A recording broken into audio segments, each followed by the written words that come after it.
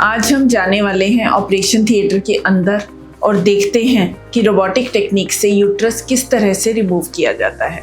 नमस्ते दोस्तों, मेरा नाम डॉक्टर तृप्ति रहेजा है और मैं दिल्ली में senior gynaecologist, robotic and laparoscopic surgeon हूँ। आज की हमारी पेशेंट एक 44 ईयर ओल्ड महिला हैं जो हैवी ब्लीडिंग की प्रॉब्लम से काफ़ी महीनों से परेशान हैं।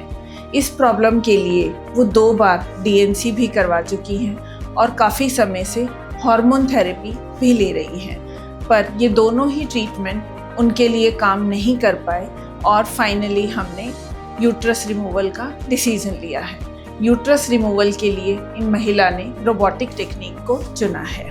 रोबोटिक यूट्रस रिमूवल सर्जरी के लिए पेशेंट को सुबह खाली पेट एडमिट किया जाता है, उन्हें एंटीबायोटिक के इंजेक्शंस दिए जाते हैं, कंसेंट लिया जाता है और नेसेसरी प्रिपरेशन के बाद पेशेंट को प्री ऑपरेटिव रूम में शिफ्ट कर दिया जाता है। प्री ऑपरेटिव रूम में एनेस्थेटिस्ट आकर पेशेंट से मिलते हैं और उनकी सारी इन्वेस्टिगेशंस, टेस्ट को एक बार फिर से रिव्यू करते हैं और कंफर्म करते हैं कि पेशेंट सर्जरी के लिए फिट है।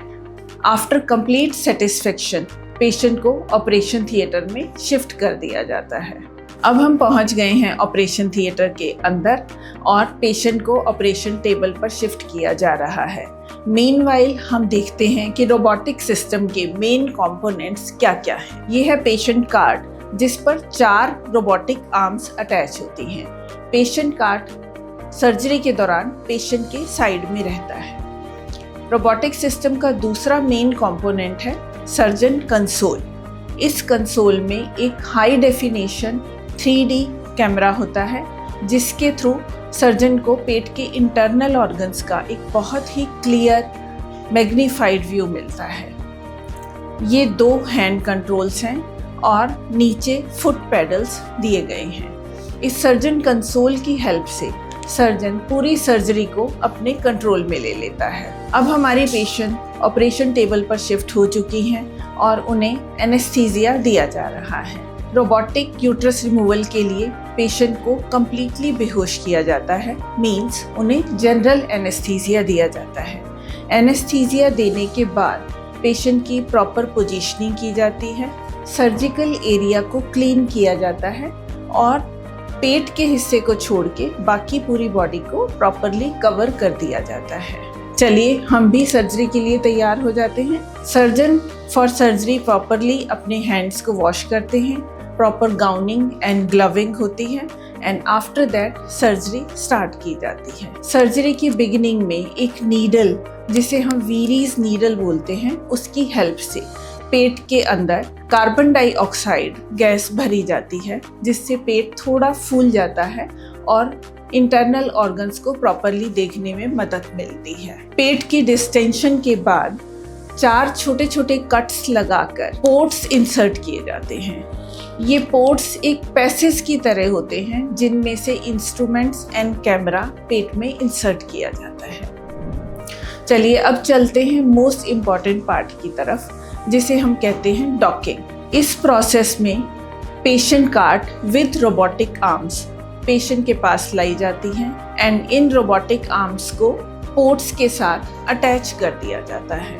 अब कैमरा और सर्जिकल इंस्ट्रूमेंट्स को अंडर विजन इन पोर्ट्स के थ्रू पेट में इंसर्ट किया जाता है एंड इन्हें भी रोबोटिक आर्म्स के साथ अटैच कर दिया जाता है। इस प्रोसीजर के कंप्लीट होने के बाद सर्जन कंट्रोल पे जाकर बैठता है एंड वहाँ से सर्जरी करना स्टार्ट करता है। सर्जन कंट्रोल पर दिए गए हैंड स्विचेस, फुट पेडल्स और 3D कैमरा की हेल्प से देखते हुए सर्जन रोबोटिक आर्म्स के मूवमेंट को कंट्रोल करता है और इन मूवमेंट्स के थ्रू पूरा डाइसेक्शन किया जाता है, यूट्रस को सराउंडिंग स्ट्रक्चर से सेपरेट किया जाता है and in the end uterus को वेजाइना के थ्रू निकाल दिया जाता है। वेजाइना के थ्रू यूट्रस रिमूव करने के बाद वेजाइना के अपर मोस्ट एरिया पर स्टिचेस लगाकर बंद कर दिया जाता है।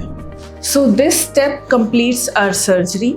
इसके बाद पेशेंट के पेट से कार्बन डाइऑक्साइड गैस को निकाल दिया जाता है, इंस्ट्रूमेंट्स को और रोबोटिक आर्म्स को पोर्ट्स से अलग कर दिया जाता है, जिसे हम अनडॉकिंग कहते हैं एंड लास्टली इन पोर्ट्स को भी पेशेंट के पेट से सेफली निकाल दिया जाता है एंड पोर्ट के लिए लगाए गए छोटे छोटे कट्स पर एक एक स्टेपल लगा दिया जाता है। तो ये था step by step explanation of the procedure robotic uterus removal.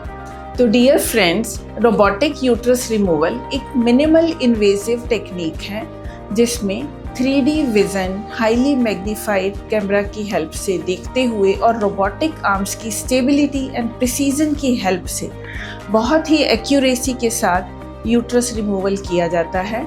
और बिकॉज ऑफ दिस सर्जरी के दौरान ब्लड लॉस काफ़ी कम होता है, सराउंडिंग टिश्यूज़ में इंजरी का चांस बहुत ही कम होता है, पेशेंट को सर्जरी के बाद पेन और वीकनेस नहीं होता एंड पेशेंट जल्दी डिस्चार्ज हो सकता है, पेशेंट की रिकवरी बहुत ही फास्ट होती है।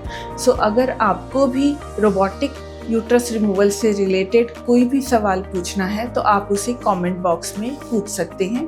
मिलते हैं अगले वीडियो में। Thank you.